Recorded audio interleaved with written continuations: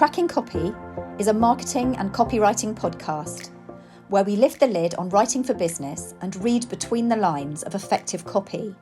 This is a podcast for creative entrepreneurs and savvy business owners like you who understand the value that great copy can bring to their bottom line.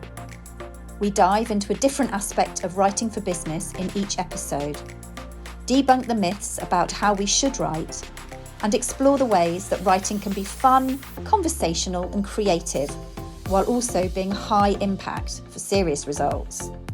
So listen, laugh and learn with us, Ella Hoyos and Minnie McBride, as we share our words and wisdom in each snack-sized episode. Expect some lightbulb moments, interesting guests and practical takeaways as we crack the copy code together.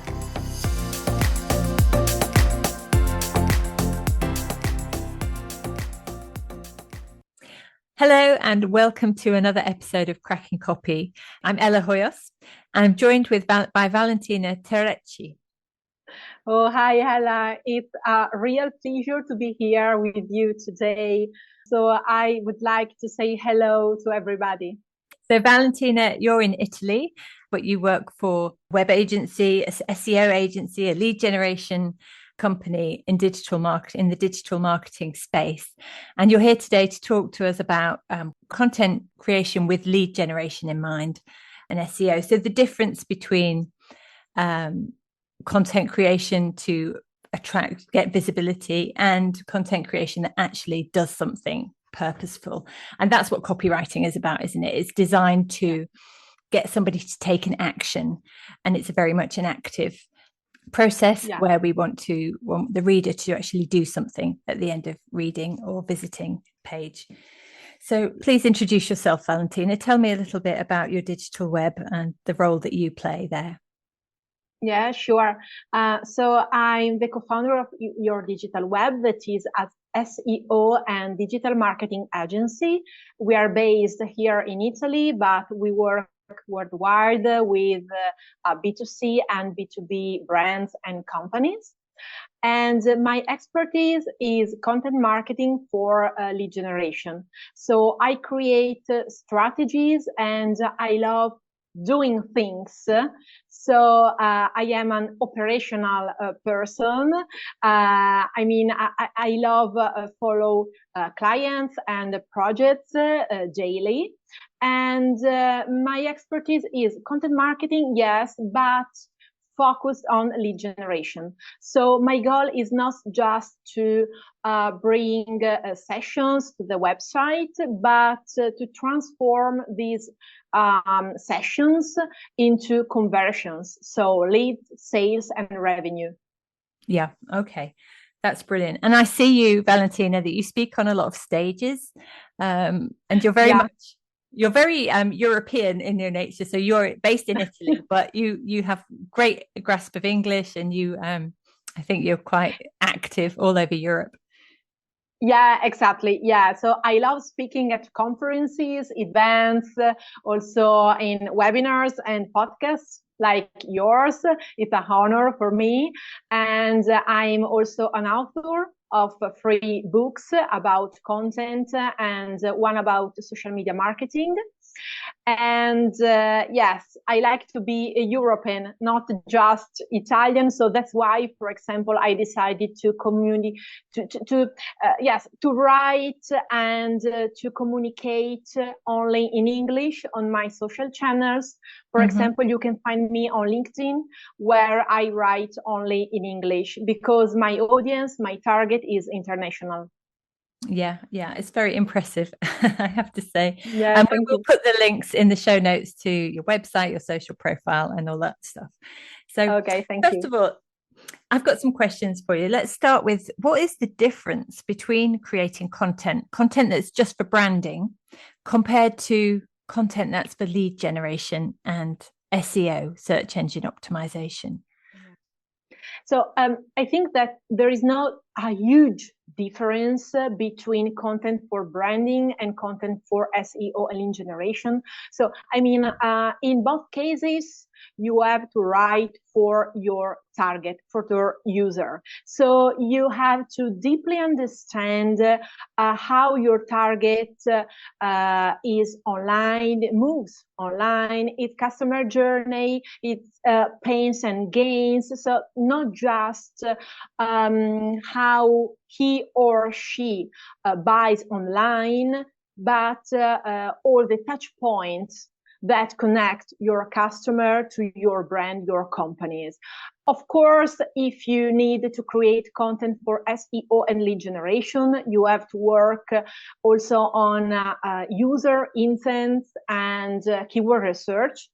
But also, if you think about that, also if you have to write about branding content, because if you write something more related to brand, you need to your content to be found on Google. So that's why I say that there is not a huge difference.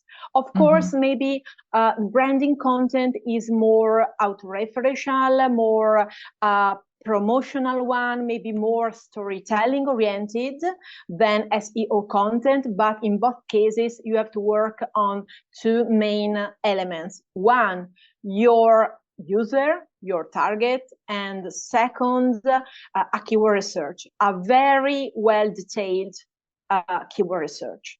Yes. So I understand. So from a copywriting perspective, from my perspective, I'm very much focused on who I'm writing for, the target audience, or that ideal client, that ideal customer. And it's really important as a copywriter to understand their motivations, their drivers. Like you say, it's really important to tap into what they need to hear based on what the problems and issues and desires they have.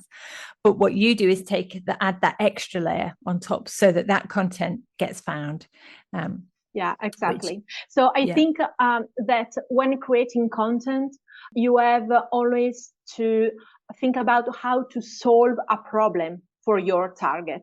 So this is a clear example of a very helpful content. Absolutely. What are the most common errors that people make when creating content for lead generation? What are the mistakes that you see people making? So the first one is related to your previous question. So maybe sometimes brands, companies don't really know their target. So this is one question I ask to my clients is, but which is your target? So not just demographics. And clients say, I don't know. So that's the first big error. And the second one is to immediately create a very promotional content, but it's just not the solution.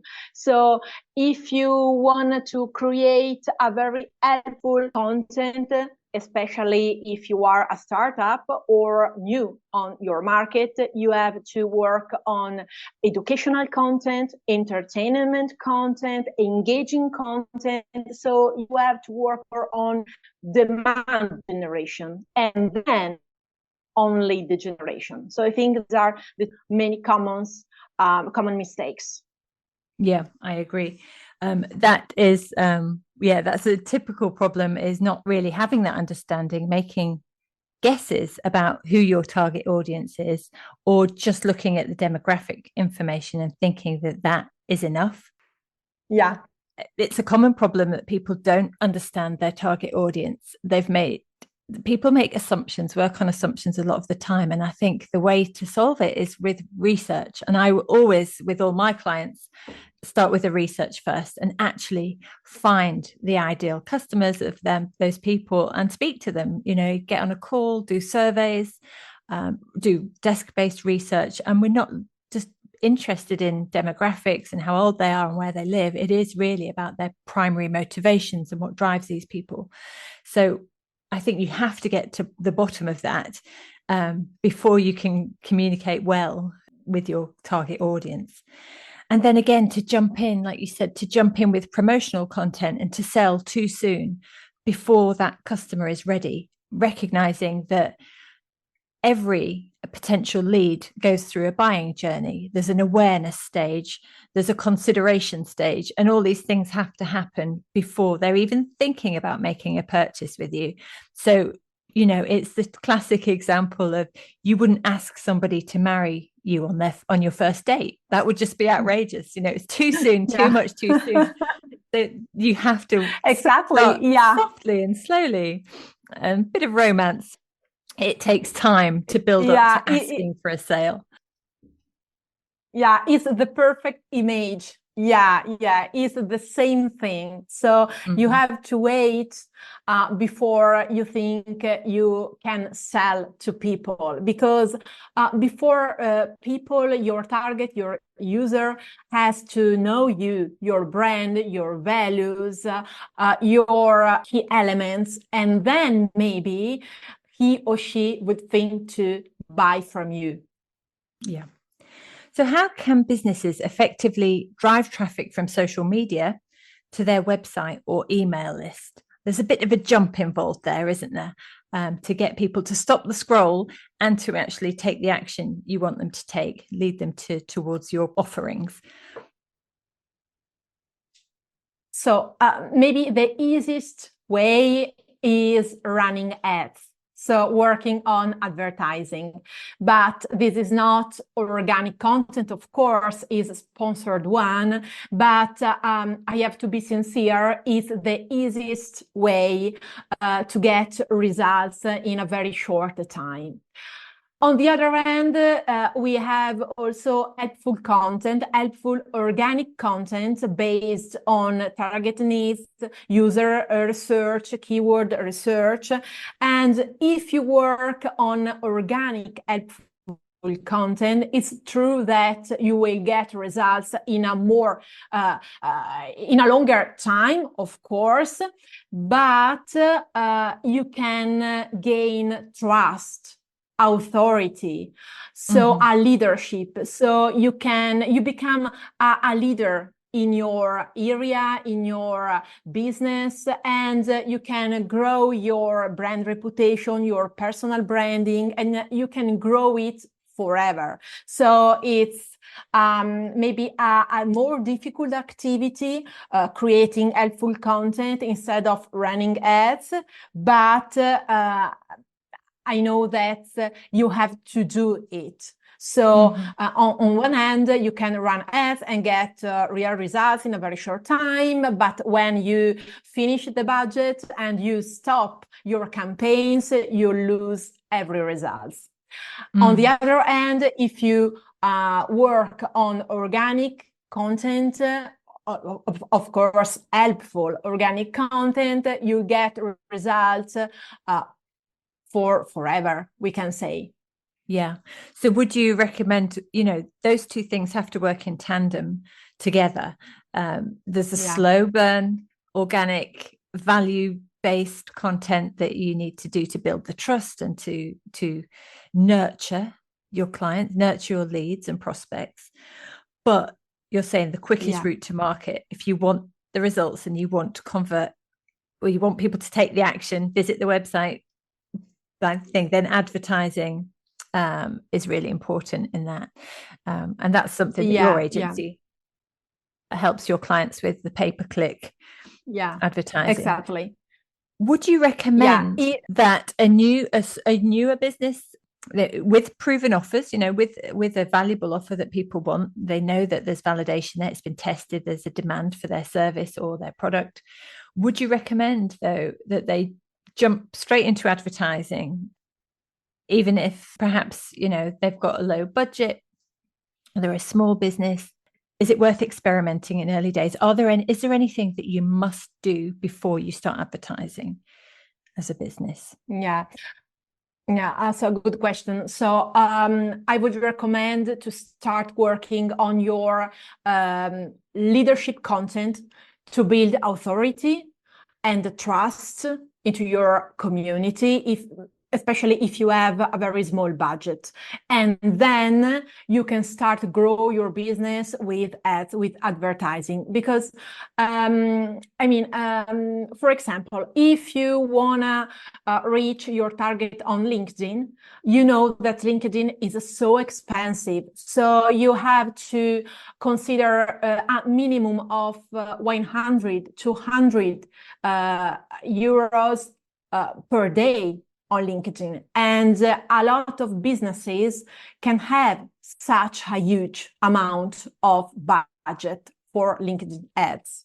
So my suggestion is to work on helpful organic content as the first thing first. So you can build trust, authority, you can grow your brand reputation, and also you can bring targeted sessions to your website. And then when your business is growing, that's when you can invest some money on ads, maybe choosing the right channel for your target and for your business, of course. So I think that you have to choose the right channel, and you don't have to work on every social media because it's a waste of time and effort and of money. So we can work very well on 1, 2 social media, and we try to do all our best on these 2 social media. Yeah. And this is something that you help with your sort of strategic planning hat on, would help a client decide what the best platform is for them. Instinctively, businesses often know what works best for them in terms of where they're getting the most engagement, where their people are hanging out. Is there a minimum spend that you would recommend if you were trying an advertising campaign to drive people to take a course, to take an action, to visit a website? Is there a minimum amount of time and expenditure that a business needs to set aside budget for? Yeah, so it depends on the channel you're gonna use. But in general, if you want to invest on Meta, so Facebook ads, Instagram ads, you need a lower budget than LinkedIn or other platforms. So I suggest to start with 30 euros per day and working for at least 3-4 months. But you can see results just into some weeks, if we talk about conversions and leads. Mm-hmm. But that 3 or 4 months of regular, consistent showing up on Meta. I suggest to continue for 3-4 months while doing a lot of A/B tests. So you have to test your strategy, you have to test copywriting, CTAs, images. So you have to test. So the client has to know that the very first months are for testing. Yeah, okay, I understand. That was what I was coming to, actually, because I think that's a crucial part. And then you optimize and tweak your adverts as you go so that you're getting better and better results. Presumably there's a cumulative effect, and by the end of the campaign you're getting higher conversions because you've done this testing. So at the end of the campaign you know which is the campaign who performed better, and you optimize your budget on that campaign and will stop all the others one. Yeah, so really honing in on what works and focusing in on what's getting the results, and then dropping the poor performing content. Okay, exactly. And then how do businesses measure the success of their content strategy in terms of lead generation and conversions? I think that the main KPIs are the sessions to the website, of course, but they are not enough.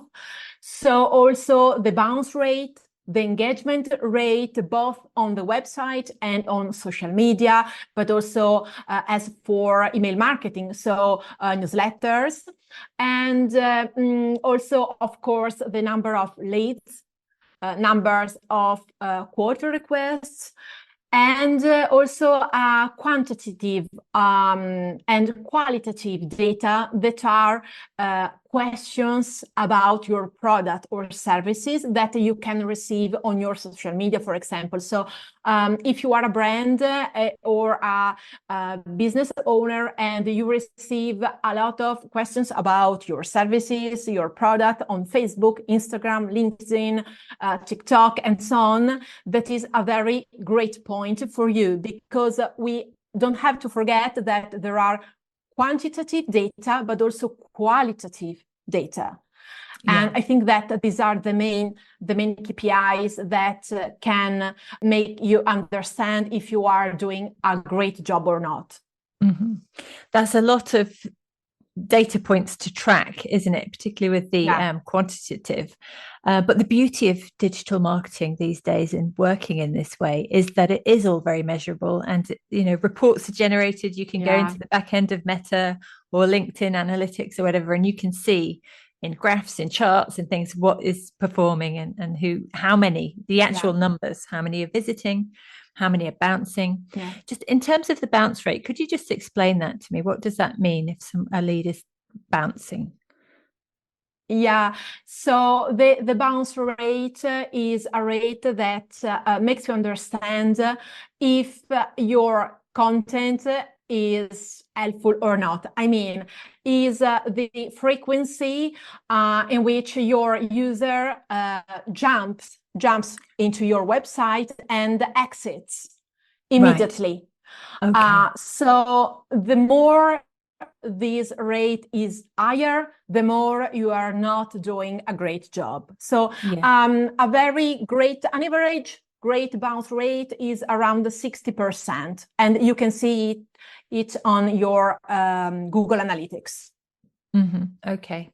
So it goes without saying, really, the longer somebody spends engaging with your content or on your site, the better. Yeah.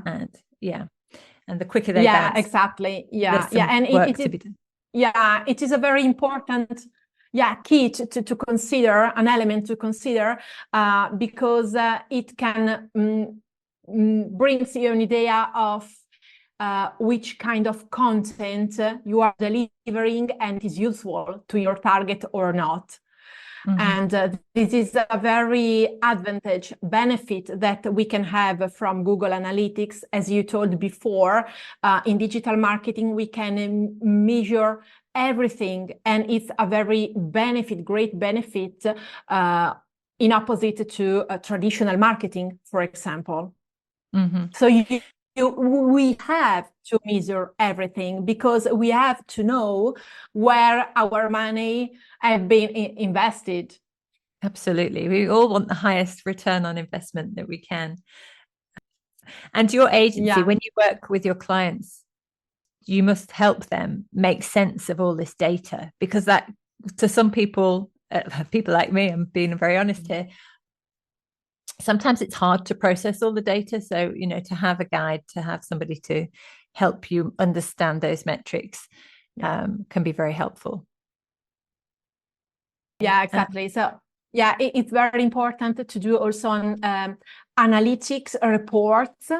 And I love it. I love to create reports with a very data-driven approach, because if you are not able to understand the data, you will not be able to create a very effective winning content strategy for your brand.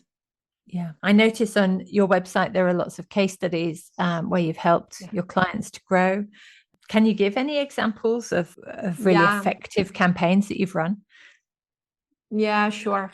So, for example, a client of automotive brand called us several years ago, and there was nothing, just one person who decided to create this new service, automotive service.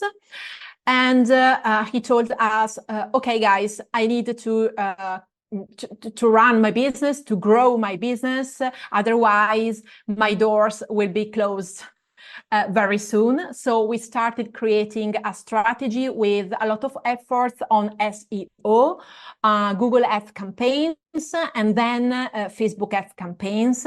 And now after 7-8 years, more or less, this client is also on Italian television. So for us and for him, it's a very great satisfaction, because now he has a lot of money to invest in marketing and in other activities. So we are all very satisfied, and we are honored to work with such a client also, who understood the power of digital marketing, because it's not the same for every client. Also, you have to think about the digital marketing as an investment, firstly, and then as a revenue. Okay, that's fantastic. Yeah, I can see how that is a win-win situation for you and yeah, the client. exactly. The client gets a result, he invests more in his digital marketing, he gets a better result. So fabulous.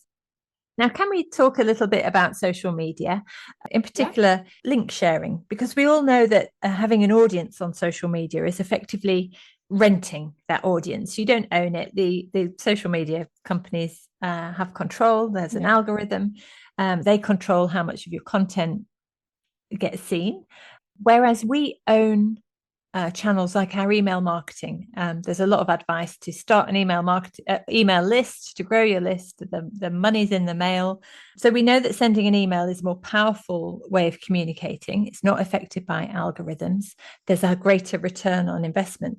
So therefore, it does make sense to deplatform, if you like, our social media followers. So they find us on social media through YouTube, through Instagram, through Facebook, through LinkedIn.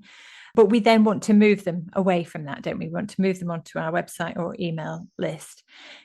So in terms of getting our social media followers to take an action, to visit our website, to join our email list, of course, there is advertising that we could do. But when we're talking about organic content and that sort of value-based content, what are the best call to actions that we can use to help deplatform our social media leads and to get them onto our website or particularly our email lists? So it depends on the channel where you want to write your CTA, but in general, I would suggest to write a very short and straight to the point CTA.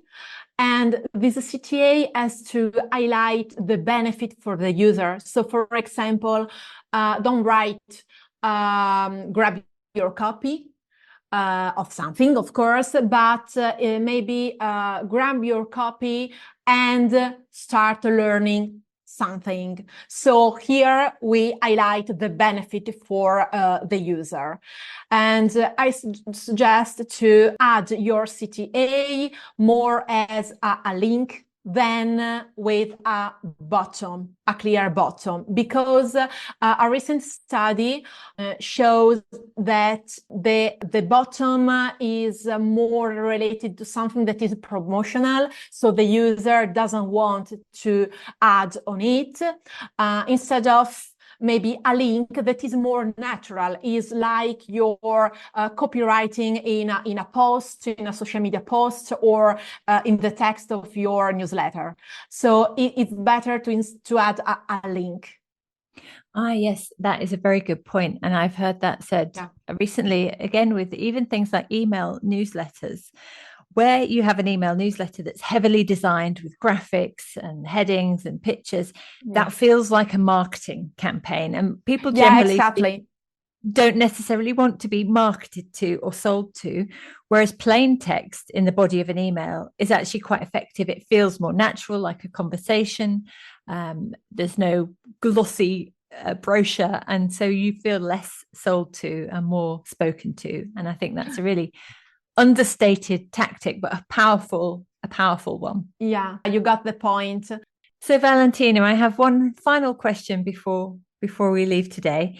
And really it's about this organic content, this value-driven content that we're creating. But how effective is link sharing within a social media post? And we've talked about the value of links and not buttons, but when you share a link in a social media post like LinkedIn, I believe that the algorithm sort of penalizes you, there's a negative impact of that. Do you have any information?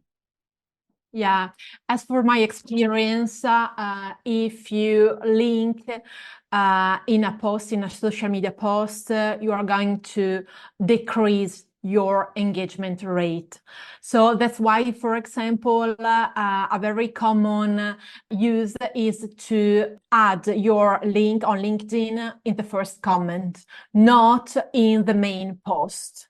Mm-hmm. And I tested this way to add links, and effectively, if you add your link in the main post, you'll lose your engagement. So please don't do that, because LinkedIn doesn't want you exit from its platform.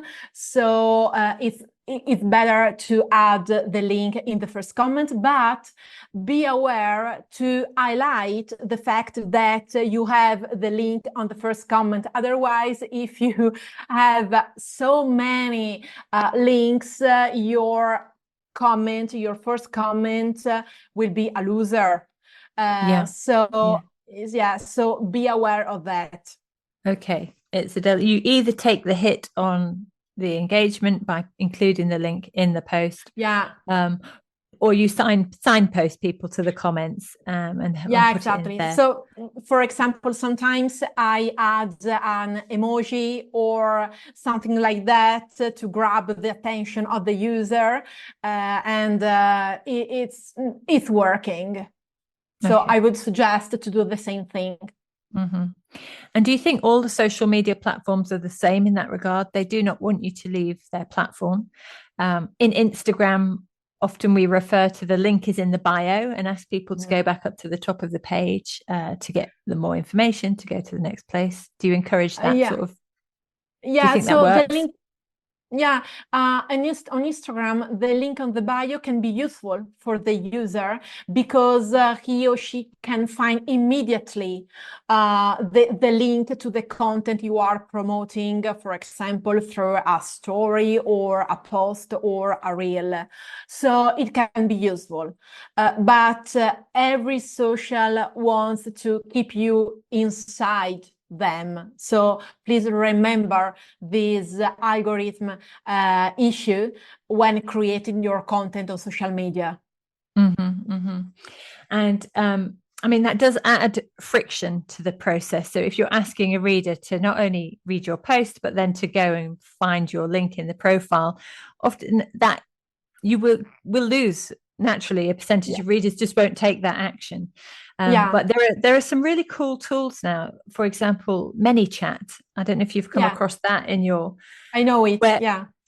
Which seems to be really effective at the moment. It's still quite novel, quite new, but you can just respond to the call to action is just reply party in the comments. And if you say the word party in the comments, then you're going to get a guide to hosting an amazing party that will be sent to you in your DMs. So I think that sort of tool is really useful now to overcome the friction associated with stopping what you're doing and then taking a very specific action. Of course. Also because if you use a lot of your links in bio, maybe you don't think about that, but you are asking 2 CTAs to your clients. One to read your post or watch your stories, and the other one to click on your link in bio. And it's a wrong way to do lead generation, because I suggested to ask just only 1 CTA to your user, 1 per time. Yeah. So the more simplified you can make it, the better, the easier. Ultimately, it's about creating a great user experience, and we have to put the reader or the visitor in mind first, and what makes it easy for them to take the action. Yeah. Okay, Valentina, it's been excellent talking to you today. Thank you so much for coming on to Cracking Copy. For me too. Yeah. It's a very pleasure to be here. Oh, thank you. And where can people find out a bit more about your digital web and how you can help them? Yeah, so you can find me on my website, that is YourDigitalweb.com. We have a release in Italian, but also, of course, a release in English with a blog only in English, because we also worked with international clients. And if you want to connect with me, please add me on LinkedIn, where I am very active every day. Perfect. Valentina, it's been a pleasure. Thank you so much. Thank you. Thank you, Ella. Thank you, everyone. You have been listening to the Cracking Copy podcast with Ella Hoyos and Minnie McBride. Don't miss out on future episodes by making sure you hit subscribe down below to keep up with all our podcasts. And more details and resources are in our show notes. So we'll see you next time.